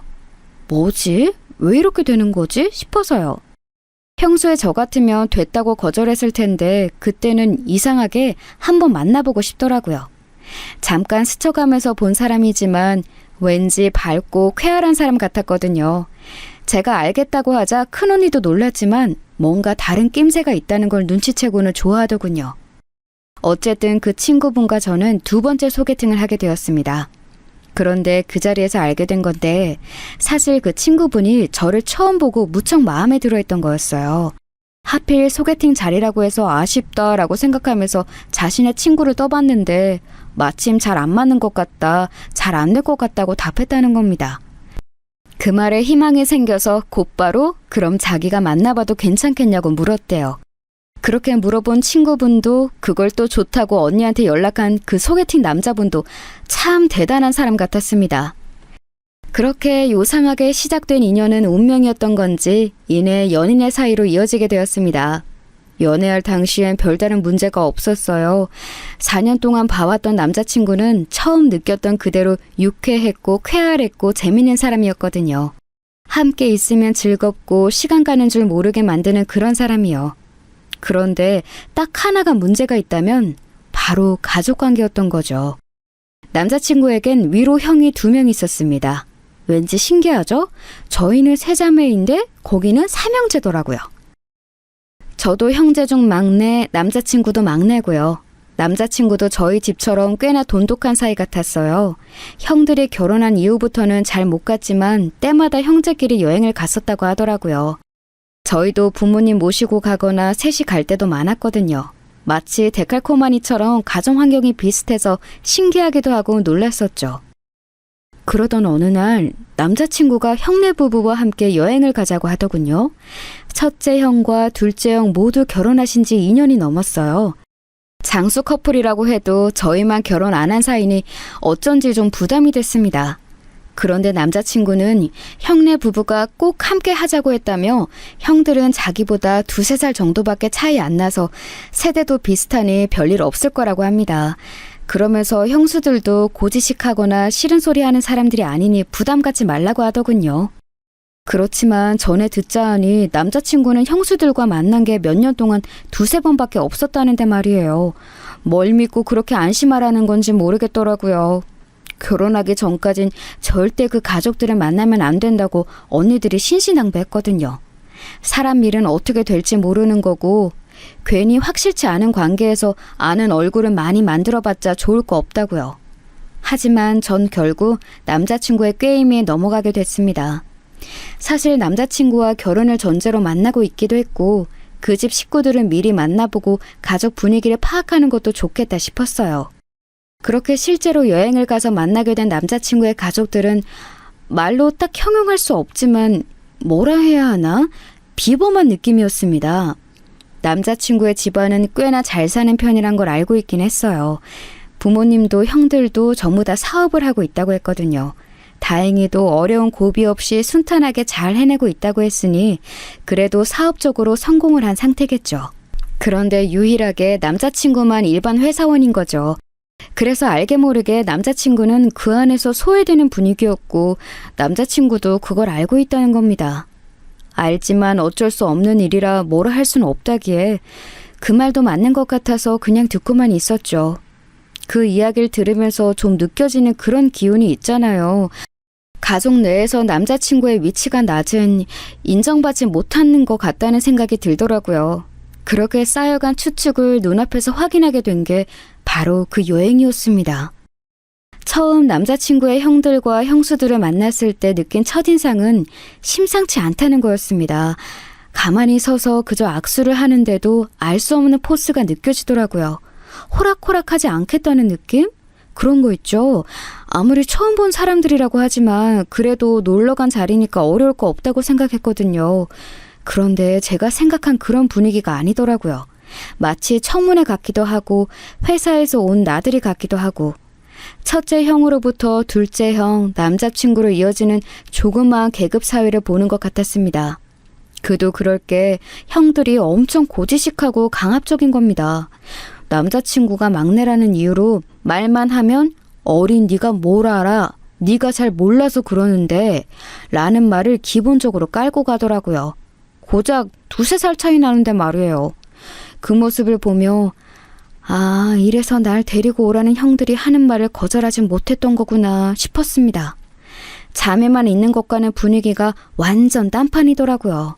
게다가 다들 사업하는 분이어서 그런 건지 그냥 성향 자체가 그런 건지 좀 사장님 마인드가 강하기도 했어요. 정말 손 하나 까딱 안 하면서 이거 해라 저거 해라 자꾸 시키는 겁니다. 펜션 잡고 야외 테이블에서 고기를 구워 먹는 거였는데 정말 저랑 남자친구가 장 보는 것부터 시작해서 상 차리고 고기 굽는 것까지 다 했습니다. 저는 오늘 처음 만나는 사람이었는데도 말이죠. 형수들은 둘이 딱 붙어 앉아서 야외에서 고기 굽는 건 잘 안 해봐서 모르겠다. 일하는 사람이 보통 해주는데 이런 데는 그런 거 없냐 같은 소리나 하고 있더라고요. 나중에 다 먹고 나서 치울 때도 다들 손 하나 깜짝 안 하고 앉아있기에 남자친구에게 눈치를 줬습니다. 끝까지 이럴 거냐고. 그제서야 남자친구도 더는 안 되겠는지 머쓱하게 웃으면서 저희가 설거지 할 테니 다 같이 그릇만이라도 옮겨달라 부탁하더라고요. 아, 누가 보면 우리 집 집들이라도 하는 줄 알았겠네요. 그날 정말 많은 이야기를 했는데 기억나는 게 별로 없네요. 제가 새로운 사람이어서 그런 건지 식구가 될 사람이라고 생각해서 그런 건지 잘은 모르겠지만 정말 길고 구체적으로 본인들의 이야기를 많이 했거든요. 그러다 보니 알 거 모를 거 다 듣게 됐죠. 대충 기억나는 건 그런 거였습니다. 남자친구의 큰형은 한 지역 내에서 다수의 고객을 잡고 있는 정수기 관련 사업을 하고 계시다고 했어요. 고객 유치도 꽤 많이 했고 이제는 한 달 동안 며칠만 일해도 큰 고정 수입이 들어올 정도라 하더라고요. 첫째 형수는 갤러리를 운영하고 있다고 했고요. 둘째 형은 형수와 함께 다이어트 보조제 사업을 하고 있다고 했습니다. 처음 알았는데 둘째 형수가 인플루언서 같은 거라고 하더라고요. 그 있잖아요. 연예인이나 방송일을 하는 사람은 아닌데 SNS나 인터넷에서 사람들이 관심을 가지고 따르는 유명 인사 같은 거요. 사람들이 많이 보는 본인 SNS에서 보조제 같은 건 팔면 하루에 몇백만 원 버는 건 우습다는 겁니다. 인터넷으로나 봤던 사람들이 실제로 이렇게 가까이 있다니 왠지 신기하더라고요. 그런데 어떻게 또 첫째 형수, 둘째 형수 두 분의 분위기가 비슷한 것 같았습니다. 듣자 하니 첫째 형수는 전형적으로 잘 사는 집안의 가방끈이 긴 사람이었고 둘째 형수는 저보다 1살 많았는데 익히 듣던 대치동 키즈였더라고요. 그거에 대한 자부심이 큰 편이었고요. 두 사람은 말수가 많지 않았지만 한마디를 할 때마다 우아함과 세련됨을 보여주려고 하는 것 같았습니다. 한마디로 좀 상대를 얕보면서 스스로 있어 보이는 느낌을 내려고 하는 것 같다 해야 할까요? 제가 일부러 부정적으로 말하려는 건 아니에요. 대화를 몇 마디만 해봐도 알 수 있는 사실이었거든요. 난 솔직히 갤러리 하면서 답답할 때가 많아. 요즘 화가들은 그림 같지도 않은 그림을 그리면서 어디서 못된 것만 주워듣고 오는 거 있지? 협상의 기술을 잘못 배운 건지 고개만 뻣뻣하게 쳐들고선 말이야. 그렇게 교양머리 없는 애들이랑은 상종을 하기 싫어. 어느 집안 앞에서 난척하는 건지 원. 형님, 그거 다 어디 지방 출신이거나 조그만 대학원 하나 나왔다고 유세 떠는 애들이에요. 어렸을 때 인성교육이 안 됐으니까 나 살던 강남구나 서초구만 가봐도 얼마나 애들 교육에 열심인데 그렇게 배워온 애들이 나중에 가도 사람 구실하며 산다니까. 걸핏하면 출신, 강남구, 부자, 지위, 꾸밈 이야기와 그놈의 돈 하는 이야기들이 정말로 전부 다 그런 이야기밖에 없더라고요. 저는 그런 거에 관심 없기도 하고 잘 몰라서 그냥 네네만 하고 있었어요. 그러자 그 형수들이 아무 말 없는 저를 유심히 지켜보더니 저에게 한 가지 묻더군요. 유미 씨, 우리 집에 제사 있는 거 알죠? 요즘 같은 세상에 휴일에 놀러 가지 않고 귀찮게끔 뭔 제사를 지내나 싶지만 어머님이 그 부분에 대해선 꽤나 완강하시거든요. 지금까지는 저희도 며느리 목 다 하려고 맞춰드렸는데 유미 씨도 그런 거 괜찮나 싶어서요. 뭐 예배를 드리는 집안일 수도 있고 개인의 신념에 따라 안 할 수도 있고 뭐 결혼하면 그 집 식구가 아니라 우리 식구가 되는 거지만요. 아, 그렇구나. 저희 집은 예배로 드리긴 해요. 아직은 결혼을 이야기하는 단계까지는 아니라서 확실히는 모르겠지만 상황에 따라 어떻게 할지 조금 더 생각해 봐야겠네요. 그래도 두 분이 계셔서 많이 배우고 잘 따르면 되니까 걱정은 없겠어요. 많이 배우겠다는 게 잘못된 대답이었던 걸까요? 제가 대답을 잘못한 건지 두 분의 표정이 별로 좋지는 않더라고요. 그 후 언젠가부터 저에게 말을 걸지 않고 둘이서만 속닥거리며 이야기하기 시작했습니다. 두 분이 함께 있기에 제가 다가가서 무슨 이야기하세요? 라고 물으면 유미 씨는 잘 모르는 급의 이야기예요. 재테크 관련한 담론이거든요. 이라며 쏘아붙이는데 뭐 대단한 이야기라고 수다거리에도 급을 나누나 싶었네요. 앞에선 싸우기 싫어서 함구하고 있었지만 그날 정말 속으로 욕 많이 하게 되더라고요. 그렇게 어찌저찌 정신없이 이틀을 보내고 집으로 돌아가는 길 정말로 남자친구에게 크게 화를 냈어요. 나를 시녀 노릇하게 하려고 데려왔냐. 형들이랑 형수들이 저런 걸 알면 날 안 만나게 했어야지. 힘없다고 시키는 대로 데려간 거냐. 뭐 저런 사람들이 있냐 등등. 남자친구는 시종일관 미안하다고 사과하고요. 정말 미안해. 솔직히 말하자면 난 옛날부터 많이 참으며 살아왔고 그게 습관이 되어버렸거든.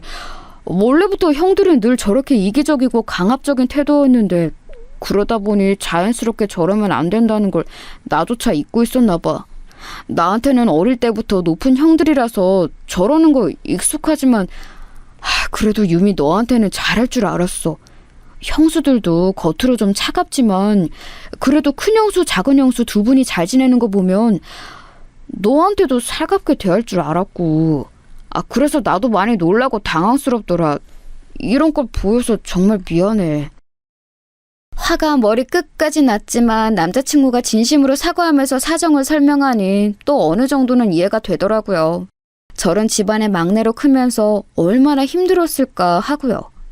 물론 그렇다고 해서 제가 겪은 수모가 사라지지는 않지만요. 집에 돌아가서 언니들한테 이틀 동안 있었던 일을 말하니 길길이 화를 냈습니다. 뭐 그런 막대먹은 집안이 있냐면서요. 만약 결혼이라도 하면 고생길 알고 자처하는 거니까 꿈도 꾸지 말라고 하더군요. 맞아요. 아무리 엮이지 않게 조심한다고 해도 한 가족이 되는 건데 그런 사람들과 한 가족이 되는 게 저 스스로도 정말 창피할 것 같더라고요. 그래서 그날 이후로 결혼에 대한 생각은 많이 사라지게 됐어요. 그런데 저의 이런 심적 변화를 느낀 건지 그날의 사건이 너무나 미안했던 건지 남자친구가 저에게 물심양면으로 잘해주기 시작했습니다. 원래도 다정한 사람이라 잘해주긴 했거든요. 그런데 이젠 정말 떠받들 듯 잘 대해주면서 앞으로 살아가며 부족한 점을 고쳐나가겠다고 미래 이야기를 수시로 하더라고요. 사람 마음이 참 간사한 게 그게 다 어떤 부차적 의도가 있어서 그런다는 걸 머리로는 알고 있으면서도 마음으로는 또 정이 가고 고맙고 그렇더라고요. 그렇게 만남을 지속하다 보니 과거의 일은 희미해지고 지워져서 다시 또 결혼에 대한 생각이 슬그머니 들더랍니다. 남자친구가 유독 결혼에 대한 이야기를 많이 하는 편인데 그러다 보니 저도 아, 이 사람이랑 결혼하는 게 당연한 일인 건가 싶어지더라고요. 언니들은 이 사건 이후로 남자친구에 대해서 엄청 부정적인 시선을 가졌던지라 저도 어느 순간부터 연애 이야기를 비밀로 하게 되었어요. 말하면 보나마나 안 된다고 당장 헤어지라고 할 테니까요. 그렇게 또 1년 반 가량의 시간이 흐르고 제가 30대 중반이 됐을 무렵 남자친구와 진지하게 결혼 이야기가 오갔습니다. 남자친구는 그간 제 말을 무조건적으로 따라주었고 본인 가족에 대해서도 일절 이야기한 적이 없었어요. 사람을 만날 때 중요한 게 좋아하는 것보단 싫어하는 걸 하지 않는 거라고 하잖아요. 그간의 노력을 보면서 그래도 제가 가족보다 우선인 사람은 맞구나 싶었습니다. 그 정도라면 결혼을 약속해도 괜찮을 거라 생각했어요. 그런데 생각보다 저희 가족들의 반대가 강하더라고요. 그런 집이랑 연맺어 봐서 뭐하게? 언니들이 말했지. 보나마나 고생길 열리는 집안이라고. 지금은 네가 그 사람만 보여서 정신 못 차리나 본데 결혼하고 나면 그 옆에 줄줄이 있는 가족들까지 보여. 그럼 따질 게 한두 가지가 아니라고. 특히 언니들이 완강하니 제가 정말 잘못된 결혼을 우기고 있는 건지 갑자기 의심이 되더라고요. 가족들이 반대하는 일은 하고 싶지 않기도 했고요. 그래서 이 상황을 남자친구에게 전했는데 그 사람도 어느 정도 이해가 된다고 하네요. 과거에 그런 일이 있었고 지방과의 맺음이니 생각을 안 할 수 없는 부분이라고요. 그러면서 본인이 직접 저희 언니들을 만나고 싶다고 하는 겁니다. 언니들도 그 잘난 얼굴이나 보자면서 흔쾌히 알겠다 했고 결국 넷이서 만나게 되었죠. 남자친구는 평소처럼 웃는 얼굴로 언니들을 맞이했고 자연스럽게 분위기를 풀어갔습니다. 언니들 표정은 남자친구를 잡아먹을 듯이 냉담했지만요. 그런데 남자친구가 꽤나 만반의 준비를 하고 왔더라고요. 인사말이 끝나자마자 언니들에게 무슨 종이 묶음을 하나씩 나눠주는 겁니다. 거기엔 남자친구의 신상, 가족관계, 가족들 정보, 집안 상황 등이 구체적으로 나열되어 있었어요. 이상한 사람처럼 주민번호도 적어놨더라고요. 다행히 맨 뒷자리는 안 적혀 있었지만 그걸 본 언니들도 적잖이 당황한 듯 보였습니다. 그러면서 남자친구가 하는 말이 걱정하시는 바 다 알고 있습니다. 지난번 일 때는 제가 많이 어리석고 생각이 짧아서 유미를 많이 힘들게 했지만 그 일로 인해서 저도 많이 달라지려고 노력하고 있어요. 유미와 결혼하게 된다면 우리 집안에서 절대 소외되거나 무시받는 일이 없도록 하겠습니다. 만약 그런 상황이 오면 제가 적극적으로 나서서 대신 소리 내도록 할게요. 전해드린 건 제 모든 신상 정보가 담긴 담보예요. 저도 제 이름 걸고 약속한다는 뜻입니다. 제가 유미에게 실수를 하거나 잘못을 할 때마다 하나씩 까발리셔도 돼요. 그렇게 되지 않기 위해 최선으로 잘할게요. 믿어주세요. 만나서 인사할 때까지만 해도 웃는 얼굴로 일관하던 남자친구가 본론을 이야기할 때는 웃음기를 싹 거두고 그 어느 때보다 진지하게 말을 이어갔습니다. 결혼하기까지 한 그 모습에 저도 많이 놀랍더라고요. 언니들은 얼마나 진심인 건지, 형들이 어디까지 간섭하는 편인 건지, 형수들은 얼마나 자주 만나는지 등등 신상 종이에 적히지 않은 것들에 대해서 이것저것 물어보았어요. 그때마다 남자친구는 솔직하게 그렇지만 걱정하지 않아도 되는 이유를 덧붙여 대답했습니다. 그 모습에 언니들도 어느 정도 수긍하게 된 것 같고요. 집에 돌아오면서 언니들은 결국 결혼을 허락해 주었어요.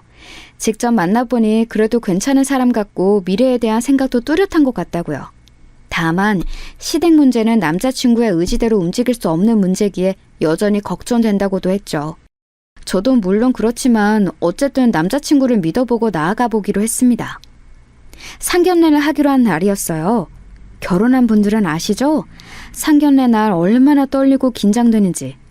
양가 선물도 신경 써서 준비하고 음식점도 지역 내에서 가장 괜찮다고 소문난 곳으로 예약해서 준비했죠. 그런데 그날 그 자리는 분명 그쪽 부모님과 우리 쪽 부모님만 모시고 6명이서 소박하게 진행하기로 했었거든요. 그런데 갑자기 당일 식사하고 있는 가게에 형수 2명이 마침 식사하러 왔는데 보았다며 자리에 합석하겠다는 겁니다. 어떻게 이런 우연이 있지? 오랜만이에요, 유미씨. 이렇게 된 거 같이 식사해요. 우리도 가족인데 뭐 어때? 괜찮죠, 어머님, 아버님? 아니, 서울 시내 음식점이 거기만 있는 것도 아닌데 어떻게 거기서 그렇게 마주치나요? 게다가 형수 2명 모두 다요. 심지어 우리 부모님한테는 양해도 구하지 않고 냅다 앉으려는 게 기분이 영 안 좋더라고요. 뭔가 의심스러웠지만 하도 반가운 척하기에 어쩔 수 없이 그냥 저도 웃으며 맞이했습니다. 예비 시부모님도 당황하신 듯 했지만 달려드는 2사람을 막아낼 힘은 없어 보이셨죠. 전 만약 헛소리하며 당장 나가라고 해야겠다고 속으로 다짐하고 있었습니다. 그렇게 진상 형수들이 자리에 앉으려는데 남자친구가 굳은 표정으로 앞을 막으며 나섰습니다. 오늘은 상견례 자리예요. 형수님, 양가 부모님과 함께 식사하는 자리니 형수님들과는 다음번에 자리를 마련할게요. 딱 잘라서 거절하는데 제가 알던 사람이 아닌 줄 알았네요. 그렇게 단호히 말하니 그 드세던 형수들도 아무 말 못하더라고요. 그래도 전에 했던 말이 거짓은 아니었다는 걸 확인하게 돼서 내심 뿌듯했습니다. 형수들은 알겠다며 그렇게 돌아갔어요. 저희 부모님도 익히 형수들에 대한 이야기를 저를 통해 들었었기 때문에 넌지시 그쪽 부모님에게 물었어요. 원래 저렇게 다들 가까운 사이시냐고요. 그랬더니 어머님이 말씀하시길 원래는 전혀 그렇지 않았다며 결혼 초반에는 큰 형수, 작은 형수 둘이 만날 때마다 지지고 볶고 싸웠대요. 큰 형수는 텃세가 심하고 아랫사람을 잡으려는 군기가 너무 강해서 어머님도 혀를 내두를 정도였다는 겁니다. 거기서 어머님이 말씀해 주셔서 처음 알게 된 게 사실 큰 형수는 잘 사는 집안이 아니라는 거예요. 어렸을 때부터 힘들게 자랐고 밑으로 동생이 줄줄이 있어서 첫째 노릇 하다 보니 지금까지도 저렇게 윗사람처럼 구는 것 같다고 하시더라고요. 그 말에 엄청 놀랐어요. 누가 봐도 태생이 금수저인 척하면서 온갖 귀티 부티는 다 냈었는데 그런 비밀이 있으니까 남편도 어느 정도는 알고 있던 눈치긴 하더라고요. 갤러리는 무슨 돈으로 했을까 싶었지만 그래도 지금 잘 꾸미고 다니니 벌이가 꽤나 안정적인 거겠죠. 큰 형수가 그렇게 길을 누르려고 하면 둘째 형수는 고분고분하게 듣지 않고 일일이 말대꾸를 했다고 해요. 툭 하면 대들고 모임 있는 날에는 일부러 늦고 핀잔 주면 기분 나쁘다며 일어서 버리고요. 둘째 형수도 보통이 아니더라고요. 지금은 서울 근교 지역에서 사는데도 본인이 소위 대치동 키즈였다는 것에 자부심이 엄청 컸대요. 그 꼴이 보기 싫었던 건지 한 번은 첫째 형수가 둘째 형수한테 있는 척 하지 말라고 해서 대판 싸우고 그랬다 하더라고요. 그런 식으로 늘 둘이 부딪혀서 골머리를 앓았는데 말릴 방법이 없어서 그냥 두셨다고 해요. 남자친구 형들도 못 말릴 정도라고 했으니까요. 이 또한 남자친구도 모르는 이야기였는지 놀라더라고요. 그러던 어느 날 할머님 제삿날이 돼서 제사상을 차리는데 아버님이 갑자기 쓰러지셨대요. 심각한 일은 아니었지만 집에서 요양이 필요하셨던지라 어머님이 다른 일에 신경을 못 쓰시는 상황이셨나 봐요. 원래는 며느리들에게 설거지도 안 시키는 분인데 이번 한 번만 부탁하셨대요. 그래서 일을 도와주러 둘이 왔는데 엄청 하기 싫은 티를 내면서 투덜거리더랍니다. 그 모습이 섭섭하고 보기 싫어서 어머님이 한 소리 하셨는데 그때 둘이서 쑥덕거리더니 그 뒤로 화해한 건지 뭔지 갑자기 아이 둘이 딱 붙어서 다니더라는 겁니다. 아마도 시댁 욕하면서 서로 쿵짝이 맞아 친해진 것 같다고 웃으며 말씀하시는데 어쩐지 시어머님이 짠하게 보일 정도라고요. 그간 쌓인 게 많으셨던 건지 줄줄이 이야기를 하시다가 급히 갈무리 하시며 상견례 자리에서 며느리들 흉봐서 죄송하다고 사과하셨죠. 괜찮다고 말씀드리면서도 어머님이 그간 고생이 이만저만이 아니었겠다 싶었습니다. 사실 저런 며느리들이 있으면 시어머님도 그만큼 기가 셀 거라고 생각되기 마련이잖아요. 그런데 제 걱정과는 달리 오히려 굉장히 유순한 분 같더라고요. 하여튼 그렇게 둘이 마치 단짝처럼 지냈는데 알고 보니 앙숙이었다는 게 정말 웃겼습니다. 그렇게 들으니 오히려 별로 무서워하지 않아도 될 것 같아요. 그저 겉으로 보기에 허세 가득한 내실이 없는 사람들이란 걸 아니까 그냥 저도 저대로 나서도 될 것 같더라고요. 그런데 그건 제가 그 2사람을 너무 얕잡아 본 거였습니다. 이제는 손윗동서가 된 2사람, 결혼식을 올릴 때까지 그 형님들은 보지 못했어요. 남자친구가 의도적으로 자리를 피하기도 했고 저도 일이 불규칙하게 몰려서 정신이 없었거든요. 남자친구 말로는 형들이 섭섭해하면서 식전에 안 보여줄 거냐고 물었다던데 몇 번 대답 안 하니 그들도 더는 캐묻지 않았다고 하더라고요. 저번에 상견례 자리에서도 그렇고 이번에도 그렇고 아무래도 그들은 새 식구가 될 그리고 손아래 동서가 될 저에 대해 관심이 큰 것 같았습니다. 어떻게 말하며 자기의 유익한 편이 될 건지 귀찮은 적이 될 건지 판단하려고 하는 게 아닐까 싶었어요.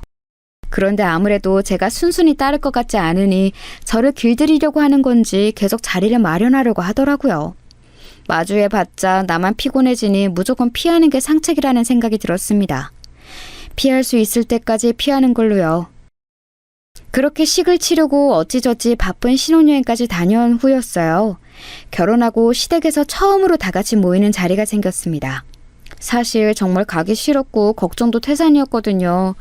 그간 피해 다녔다는 걸 그들도 알 텐데 또 뭐라고 궁시렁댈지 벌써부터 눈에 보이는 것 같아서요.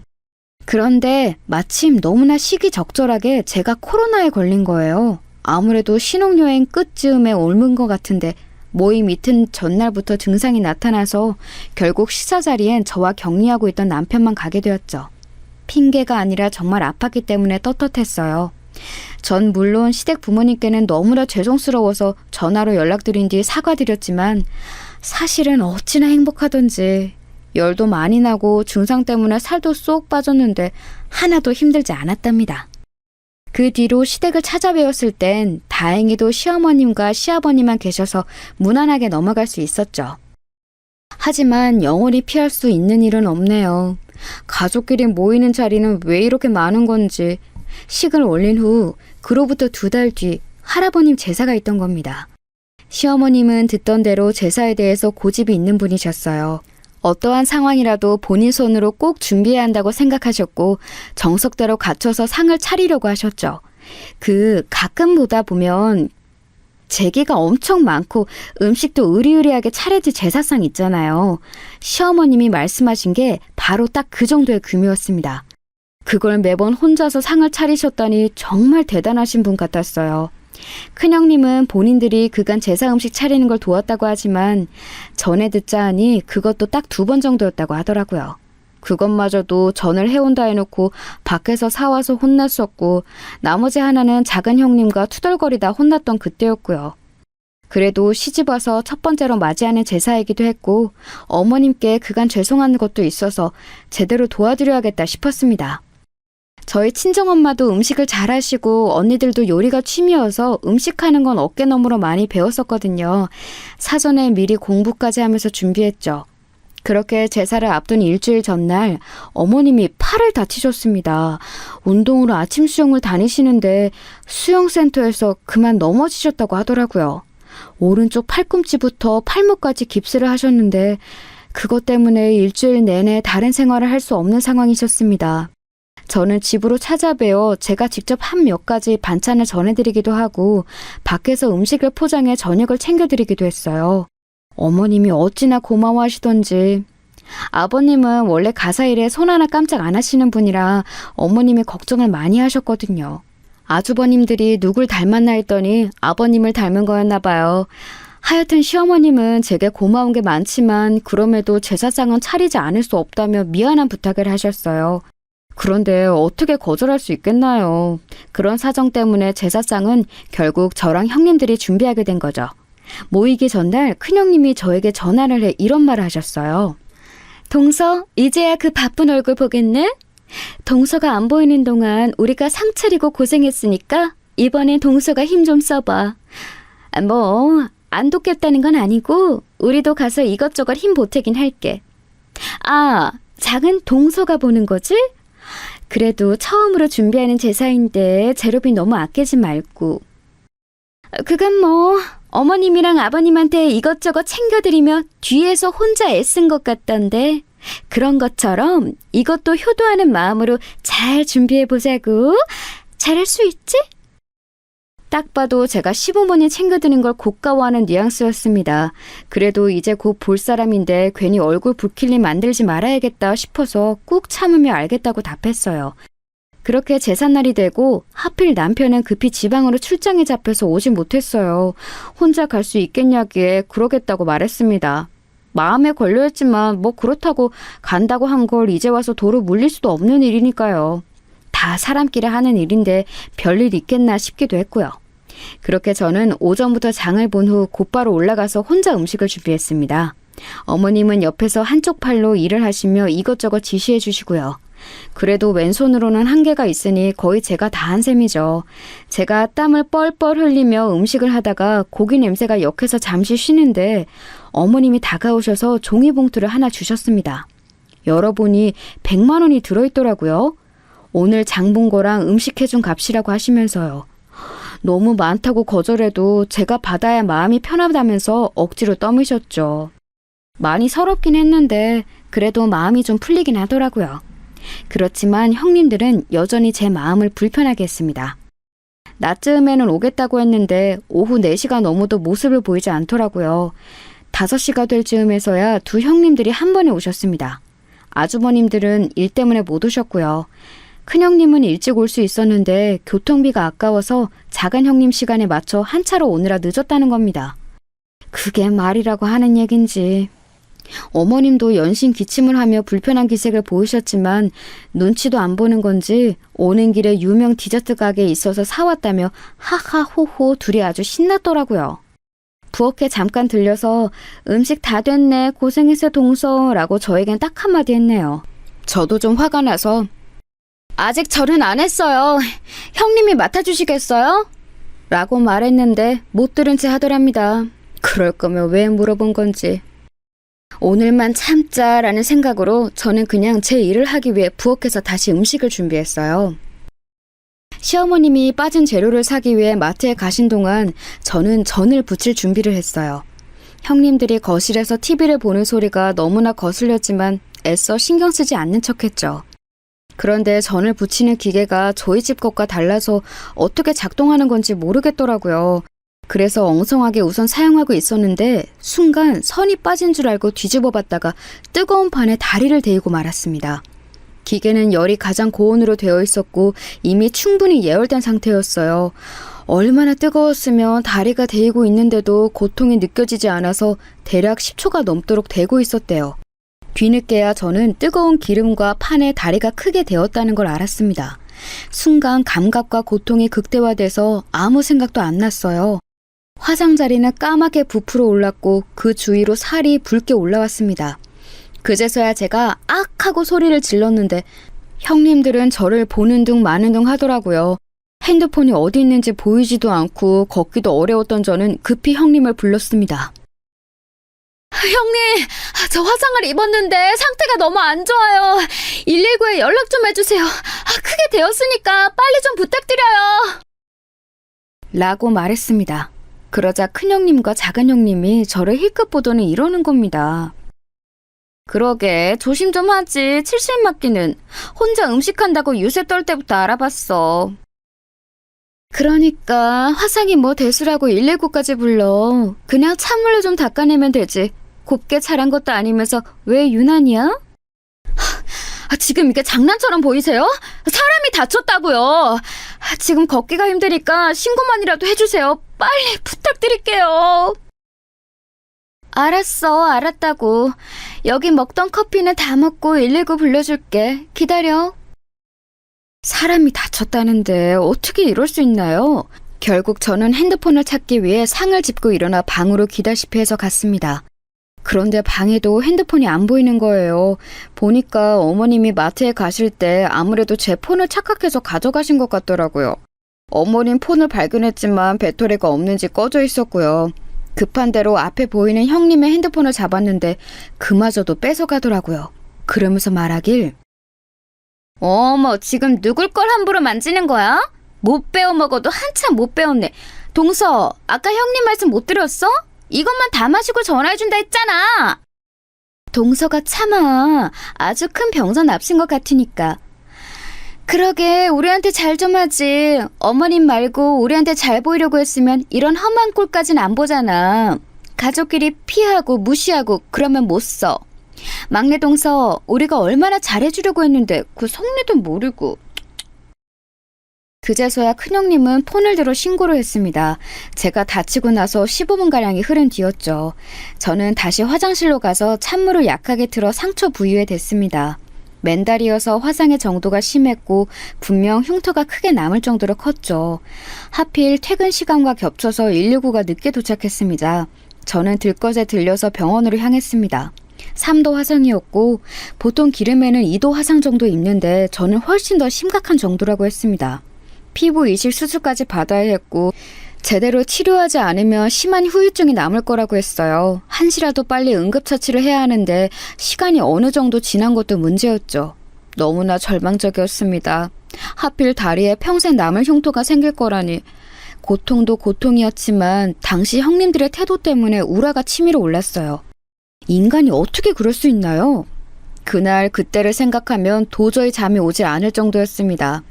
저는 남편과 시어머님에게 이 사실을 알리면서 형님들은 인간도 아니고 다신 상종하지 않겠다고 말했습니다. 어머님도 형님들의 행동에 단단히 화가 나서 크게 혼내셨다고 했어요.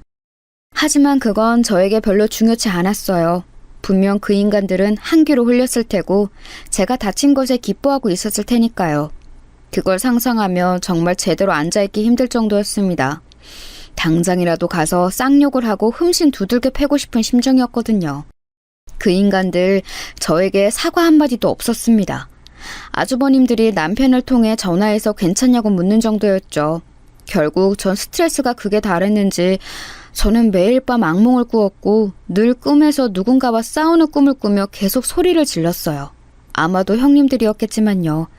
그렇게 자주 깨어 남편을 붙잡고 얼마나 울었는지 모릅니다. 매일 두 동서를 저주했어요. 똑같이 당했으면 좋겠다고 엉엉 울면서 말했습니다. 남편은 제 말을 묵묵히 들어주고 안아주었죠. 그렇게 지옥 같은 2주가 지나고 다리 치료 때문에 병가를 내고서 집에서 쉬고 있는데 갑자기 집으로 형님들이 들이닥쳤습니다.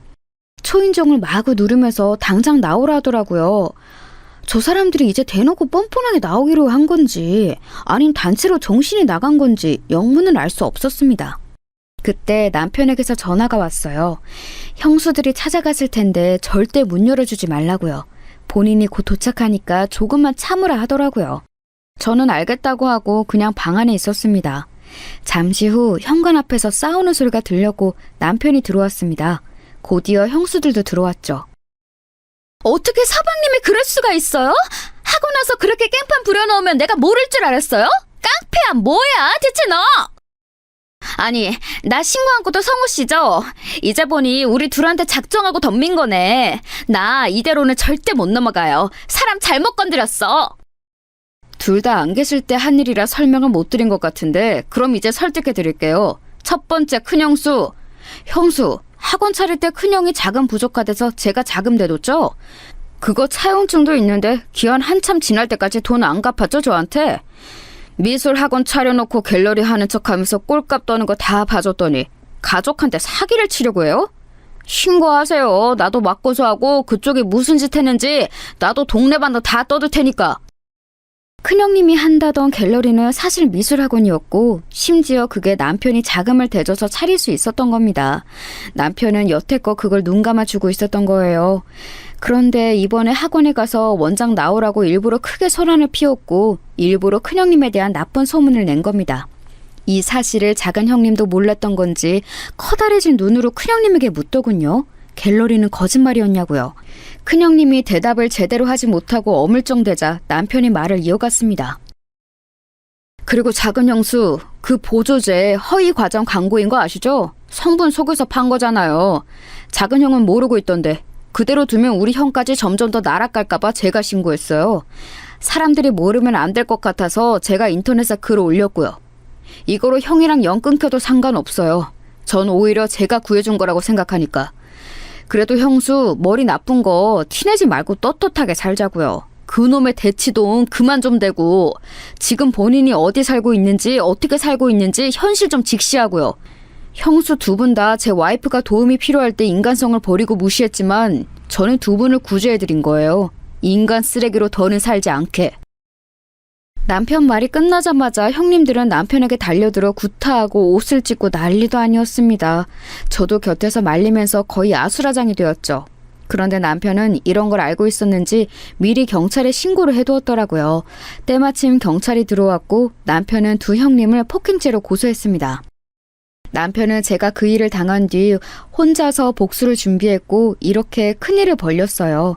절대 그런 사람이 아닌데 제가 힘들어하는 모습을 보니 도저히 참을 수가 없다고 했습니다. 어떻게든 두 사람이 망하는 걸 저에게 보여주고 싶었다고 하더라고요. 물론 대가는 있었습니다. 두 형과 연이 끊겼고 시댁의 분위기는 그야말로 풍비박산이 돼버린 거예요. 하지만 남편은 후회하지 않는다고 했습니다. 전으로 돌아가도 똑같이 했을 거라면서요. 자신이 여태껏 형들의 폭언과 형수들의 만행을 참아온 건 가족이어서 그런 거였지만 이제 자신의 사람을 건드렸으니 더는 참지 않는다고 말하더군요. 결혼 전 남편이 약속한 말이 진심이었다는 걸 또 한 번 알 수 있었죠. 그런 남편이 고맙기도 하고 한편으론 제정신이 아닌 것 같아서 웃음이 나기도 했네요. 지금 저희는 이사를 했고 시부모님과 간간히 전화를 주고받는 정도로 연락을 이어가고 있습니다. 폭행죄에 대해서 남편은 절대 합의해주지 않고 있는 상황이에요. 무릎 꿇고 사과라도 하고 싶다며 형님들이 연락을 해왔는데 늘 그들이 그래왔듯 못 들은 채 하고 있는 중이죠. 최대한 끝까지 가보려고 합니다. 제 안의 응어리가 완전히 사라질 정도로요. 그래도 이제 밤에 잠은 잘 자게 돼서 그나마 다행인 것 같아요. 치료하면서 남편과 서로 마음을 위로하고 치유하면서 다시 또 열심히 살아가려고 합니다. 그 두 사람의 결말이 최악이길 기도해 주세요. 지금까지 제 이야기를 들어주신 여러분, 감사합니다.